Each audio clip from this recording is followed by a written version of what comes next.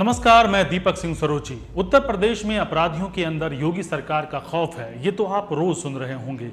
लेकिन इन दिनों यूपी में कई और लोग भी हैं जो डरे हुए हैं। राशन कार्ड धारक। डर ऐसा कि गाजियाबाद में पिछले 15 दिनों में 6500 लोगों ने राशन कार्ड जमा करा दिए। गाजियाबाद के खाद्य आपूर्ति विभाग के दफ्तर में सुबह से ही राशन कार्ड वापस करने वालों का तांता लगा हुआ था। एनडीटीवी के मुताबिक गाजियाबाद की जिला आपूर्ति अधिकारी सुधा चौधरी ने कहा था कि अपात्र लोग राशन कार्ड लौटा दें, नहीं तो विधिक कार्रवाई होगी और 24 रुपए गेहूं और 32 रुपए चावल के हिसाब से रिकवरी होगी। इससे पहले एक सरकारी पत्र वायरल हो रहा था जिसमें दावा किया गया था कि यूपी सरकार ने राशन कार्ड धारकों के लिए नए नियम बनाए हैं, जिसके मुताबिक सरकारी राशन कार्ड वही लोग ले सकते हैं जिनकी आय 2 लाख रुपए सालाना से अधिक ना हो, ट्रैक्टर, हार्वेस्टर, एसी और जनरेटर ना हो, 100 वर्ग मीटर से ज्यादा का मकान, बंदूक का लाइसेंस और 5 एकड़ से ज्यादा जमीन भी ना हो। फिर क्या था, कुछ लोगों को इस बात का डर लगा कि अगर सरेंडर नहीं किए और जांच में पकड़े गए तो उनके खिलाफ कार्रवाई हो सकती है। इसलिए भारी तादाद में लोग अपना अपना राशन कार्ड लेकर सरेंडर करने खाद्य आपूर्ति विभाग के दफ्तर पहुंच गए। हालांकि इस खबर के जोर पकड़ने के बाद सीएम योगी के ऑफिस से इसे अफवाह करार दिया गया। साथ ही योगी आदित्यनाथ की तरफ से अधिकारियों को निर्देश दिया गया कि किसी भी जरूरतमंद का राशन कार्ड बंद नहीं होना चाहिए। सवाल उठता है कि भारत जैसे देश में लोगों को राशन कार्ड की जरूरत ही क्यों है, जबकि भारत 8,230 अरब डॉलर की संपत्ति के साथ विश्व का छठा सबसे धनी देश है। इस सूची में अमेरिका 62,584 अरब डॉलर की संपत्ति के साथ पहले स्थान पर है, वहीं चीन 24,803 अरब डॉलर की संपत्ति के साथ दूसरे और 19,522 अरब डॉलर के साथ जापान तीसरे स्थान पर है। आंकड़ों के लिहाज से देखें तो भारत भले ही छठे नंबर पर लगता है, लेकिन एक अकेले अमेरिका की जितनी संपत्ति है उसमें 7 से 8 भारत आराम से समा जाएगा। पड़ोसी देश चीन भी संपत्ति के मामले में भारत से कम 3 गुना अधिक है, जबकि आबादी के मामले में भारत अमेरिका से 4.5 गुना ज्यादा बड़ा देश है।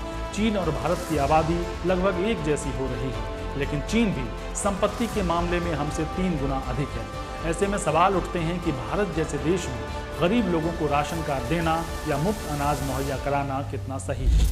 हमारे साथ बातचीत करने के लिए डॉक्टर शरद कौली हैं, और जो इनको कि आप टीवी स्क्रीन पे देखते होंगे, अर्थव्यवस्था के काफी जानकार हैं। सर, सवाल उठता है कि हमारे जैसे देश में जहां भारत जो है पैसे के मामले में छठा सबसे अमीर देश है, लेकिन अमेरिका जो है वो लगभग 6 से 7 गुना ज्यादा भारत से अमीर है। इसकी वजह ये बताई जाती है कि भारत में गरीबी रेखा से नीचे जीने वाले लोग काफी हैं।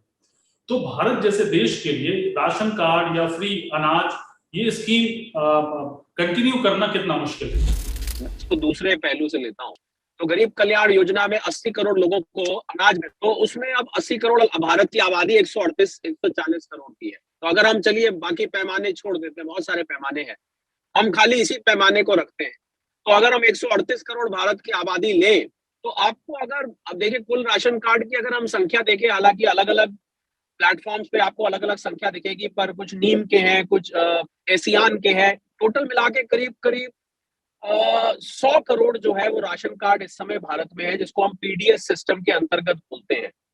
तो 100 करोड़ राशन कार्ड। अब उसके अलावा जो बाकी जनता है, अगर आप राशन कार्ड नहीं रखेंगे तो कैसे पहचान होगी उस व्यक्ति की, उस परिवार की, जिसको कि इस कंसेशनल रेट पे अनाज की जरूरत है, गेहूं की, धान की। तो मुझे लग रहा है ठीक मुंह तक अनाज पहुंचाना है, ठीक पेट में अनाज पहुंचाना निकल सकता है अगर आप वो सरकार का पीडीएस सिस्टम व्यक्ति राशन कार्ड बहुत लंबे समय से भारत में चला आ रहा है, और वही एक इस आइडेंटिटी का प्रूफ बन चुका है कि आप अगर मान लीजिए यूपी में रहते हैं, कल को आप कर्नाटका गए हैं, आप राशन कार्ड कर दिया, आप वहां जाके ले सकते हैं। वो स्टेट ये नहीं कह सकती कि आपको ये राशन नहीं मिलेगा। तो मुझे लग रहा है एक आइडेंटिटी है एलिजिबिलिटी की, कि किस व्यक्ति, किस परिवार, किस मुख में ये कंसेशनल रेट पे अनाज जाना है। जी, मेरा यही अगला सवाल था कि क्या क्राइटेरिया होना चाहिए। अभी आपने यूपी की खबर सुनी होगी, जिसमें बाद में हालांकि कहा गया था कि अफवाह है, जिसमें कहा गया था कि अगर आपके पास एसी है, 5 एकड़ से अधिक जमीन है, या फिर आपके पास अपनी कोई गाड़ी है, तो आप सभी जो है उसकी पात्रता नहीं रखते हैं। आपके हिसाब से क्या लगता है कि भारत जैसे देश में क्या पात्रता होनी चाहिए जिससे कि जो गरीबी रेखा के नीचे लोग हैं उनको मुख्य धारा से जोड़ा जा सके? मेरे हिसाब से परिवार की इनकम का एक क्राइटेरिया फिक्स कर दें। एसी, कूलर, अगर आपकी इनकम, तो लाजमी बात है कि आपकी इनकम जो है एक सर्टेन, बाकी लोगों को राशन की सुविधा मिल, भर में शॉर्टेज है। भारत ने निर्यात शुरू जरूरतमंद देशों को दिया। भारत में भी कुछ प्रोडक्शन ऊपर नीचे होती रहती है मौसम के हिसाब से। अब वो समय नहीं है कि आप आंख बंद करके जो भी लाइन में 10 या 15 हजार रुपए महीना की आमदनी, मेरे अपने आकलन के हिसाब से 10 या 15 हजार रुपए महीने के बीच की आमदनी क्राइटेरिया होनी चाहिए कि उस व्यक्ति को राशन सस्ती दरों पे मिलना चाहिए या नहीं मिलना चाहिए। इसके अलावा और कोई क्राइटेरिया नहीं होना चाहिए। हाँ, अगर उस व्यक्ति के घर में एसी लगा है, उस व्यक्ति के घर में कार है, मान लीजिए उसके बच्चे कमाते हैं स्वयं उसकी, तो इस बात का आकलन भी ध्यान में रखना चाहिए। अगर उसके घर में कोई अन्य कमाने वाला है जिसकी वजह से वो ये सामान खरीद पा रहा है, तो उस व्यक्ति को राशन का अधिकारी नहीं होना चाहिए। भारत जैसे देश में जहां गरीबी रेखा के नीचे रहने वाले लोग काफी ज्यादा हैं, आप कोरोना काल में देखें 80 करोड़ की आबादी थी जिसको मुफ्त में अनाज दिया जा रहा था। और भारत के सामने एक चुनौती ये भी है कि इसको 5 ट्रिलियन इकोनॉमी का जो एक लक्ष्य लेके चले वो भी फॉलो करना है और इन गरीबों को भी बचाना है, जिससे कि मुख्य धारा में उनको जोड़ा जा सके और अर्थव्यवस्था को तेजी से आगे बढ़ाया जा सके। तो भारत कैसे करेगा ये? भारत के सामने ये चुनौती है, इसमें कोई दो राय नहीं है। मुझे लगता है आज के परिप्रेक्ष्य में हम देखें और जिस प्रकार दुनिया भर में इन्फ्लेशन है, भारत में इन्फ्लेशन है, फूड ग्रेन की शॉर्टेज है, ऐसे में इस रिसोर्स फॉर फूड सिक्योरिटी के लिए भारत सरकार कमिटेड है। ये अच्छी बात है कि अब भुखमरी से इस देश में लोग नहीं मरते हैं और भुखमरी की समस्या नहीं है, पर फिर भी क्योंकि दुनिया भर की आप परिस्थिति देखें तो मुझे लगता है भारत बहुत भाग्यशाली है कि आज भारत के पास इतना अनाज है कि वो भारत की जनता के लिए पर्याप्त है। तो ऐसे में इस रिसोर्स को बहुत ही तरीके से, बहुत ही समझदारी से इस्तेमाल करे जाना चाहिए। ये नहीं कि लाइन में जो भी लग गया वो आके ले गया, जरूरतमंद के ही हाथ में ये जाना चाहिए। जहां तक भारत $5 ट्रिलियन इकोनॉमी की बात है, देखिए भारत में एक समस्या जो है वो है इनइक्वालिटी ऑफ वेल्थ और इनकम। जो अमीर है वो बहुत अमीर है, जो गरीब है वो गरीब है, और अमीर अमीर होता जाता है, गरीब गरीब होता जाता है। मुझे लग रहा है ऐसे हालात में ज्यादा समस्या आती है आपको देश को प्रगति के रास्ते पर ले जाने में। $5 ट्रिलियन इकोनॉमी जो 2025 के लिए कही गई थी, अब वो 2025 में तो नहीं होने वाली, 2027-28 तक वहां पहुंचने की उम्मीद नजर आती है क्योंकि हम $3 ट्रिलियन को पार कर चुके हैं। परंतु मुझे लग रहा है कि जब तक यहाँ पर रोजगार के अवसर पूरे नहीं होंगे तब तक ये सपना पूरा नहीं होगा। दूसरा, एक और बहुत अहम बात जो इसमें है कि एग्रीकल्चर क्षेत्र जिसपे 60 से 70% आबादी हमारी डायरेक्ट या इनडायरेक्ट रूप से निर्भर है, उसका योगदान जीडीपी में कुल 16-17% का है। तो ये जो स्क्यूड रेशियो है, मुझे लग रहा है स्क्यूड रेशियो को बराबर लाना पड़ेगा। जब तक कृषि क्षेत्र का योगदान भारत की जीडीपी में जिस प्रोपोर्शन में वो सेक्टर है उस प्रोपोर्शन में नहीं होगा, तब तक आपको $5 ट्रिलियन इकोनॉमी पहुंचने में दिक्कत होगा। नहीं तो आपको विकास खाली बड़े शहरों में दिखाई देगा, आपको विकास खाली बड़े इंडस्ट्रियलिस्ट के यहाँ दिखाई देगा, आपको विकास गरीब जनता में नहीं दिखाई देगा। अमीर लोग मिलकर $5 ट्रिलियन इकोनॉमी पहुंचा दें, मैं समझता हूँ वो कोई बहुत बड़ा अचीवमेंट नहीं होगा। जब तक सब लोग उसमें सम्मिलित नहीं होंगे, देश के विकास में पूरी की पूरी 140 करोड़ की आबादी जब तक इंक्लूड नहीं होगी, तब तक के लिए आपको पूरी सबका साथ सबका विश्वास जो नारा एक लगा हुआ है और सबका विकास, वो नारा पूरी तरह से सफल तभी होगा जब गरीब लोग मेन स्ट्रीम इकोनॉमी से जुड़ेंगे। सवाल ये भी उठता है कि गरीबी रेखा के नीचे इतने सारे लोग हैं, अभी रोजगार की आप समस्या देखिए कि बहुत बेरोजगारी से हम लोग जूझ रहे हैं, महंगाई चरम पर है, लोगों के जेब से पैसे खाली हो रहे हैं।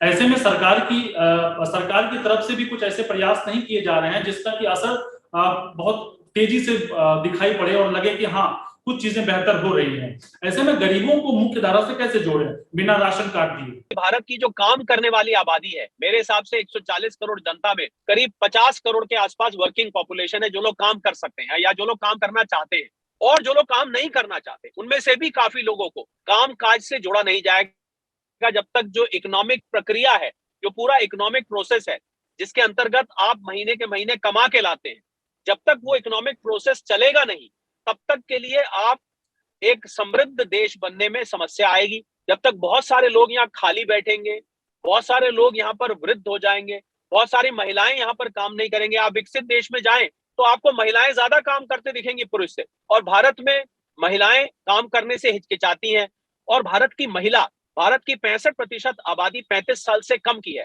तो जब तक वो युवा और आधी आबादी वाली महिलाएं जब तक मेन स्ट्रीम से इकोनॉमिक प्रोसेस से, अर्निंग प्रोसेस से नहीं जुड़ेंगी, तब तक के लिए आपको समृद्धि का रास्ता बहुत कठिन दिखाई देगा। आपको उस लक्ष्य तक पहुंचने में कठिनाई होगी, और $5 ट्रिलियन इकोनॉमी पहुंचने में भी उतनी ही देर लगेगी। मुझे लग रहा है यही एक तरीका है। रोजगार के अवसर, सरकार को ऐसा माहौल बनाना चाहिए कि रोजगार के अवसर पर्याप्त मिले।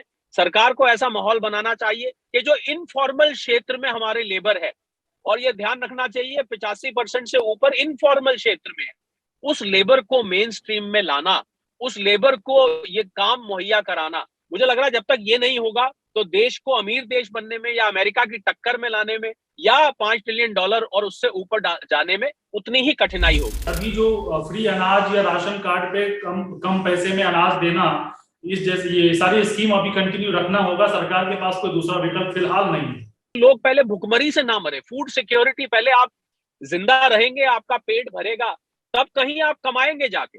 अगर आपका पेट ही नहीं भरेगा, एक कहावत होती है, भूखे पेट ना भजन गोपाला। भूखे पेट तो आप भगवान को भी याद नहीं कर सकते, कमाना तो दूर की बात है। तो मुझे लग रहा है कि जब तक आपको पहले आपका उनका पेट भरेंगे, पेट भरने के बाद मुझे लग रहा है वो कामकाज या नौकरी की तरफ उनको कोई अवसर मिलेगा, वो कामकाज करेंगे। एक अर्बन मनरेगा मैंने रिकमेंड किया है कि अर्बन मनरेगा जरूर आना चाहिए। जिस प्रकार गांव में मनरेगा है, तो जो अर्बन अनएम्प्लॉयमेंट है वो गांव के अनएम्प्लॉयमेंट से ज्यादा है। तो एक अर्बन मनरेगा लाया जाए जिससे शहर में जो लोग खाली बैठे हैं उनके लिए साल के कुछ दिन गारंटीड एम्प्लॉयमेंट आ जाए। तो मुझे लग रहा है इस प्रकार की स्कीम जब सरकार चलाएगी, परंतु ये तभी हो सकता है कि पहले आपका पहली सीढ़ी जो है, पहली सीढ़ी है कि पेट भरा होना चाहिए। अगर पेट भरेगा, भूखमरी से नहीं मरेंगे। जब आपका पेट भर जाएगा तब आप कामकाज की तरफ सोचेंगे, कामकाज की तरफ। तो मुझे लग रहा है अभी हम उस सीढ़ी पर है जहां पर आप सब लोगों को एम्प्लॉयमेंट दे दें। मुझे लग रहा है भारत सरकार, कोई भी भारत सरकार इसमें सफल नहीं हो सकती। ये एक स्वाभाविक प्रक्रिया है और जैसे जैसे देश का विकास होगा आपको हम उस तरफ अग्रसर देखेंगे। अभी हम डेवलप्ड कंट्री बनने से काफी दूर है। मुझे लगता है बहुत रास्ता अभी तय करना बाकी है। एक उर्दू में बोलते हैं अभी दिल्ली दूर है, तो इस मामले में वाकई में अभी दिल्ली दूर है। भारत सरकार भले ही 5 ट्रिलियन इकोनॉमी की तरफ बढ़ना चाहती है, लेकिन उनके सामने समस्या ये है कि जो गरीबी रेखा के नीचे लोग हैं, जिनके सामने रोजगार की चुनौती है, उनकी जीविका के बारे में भी सोचे। और जब तक वो कह ले कि आत्मनिर्भर नहीं हो जाते हैं, अपना बोझ ढोने लायक नहीं हो जाते, उनकी कमाई इतनी नहीं हो जाती कि वो अपना घर चला सके, तब तक उनको ये स्कीम कंटिन्यू करना चाहिए। शरद जी, बहुत शुक्रिया आपका।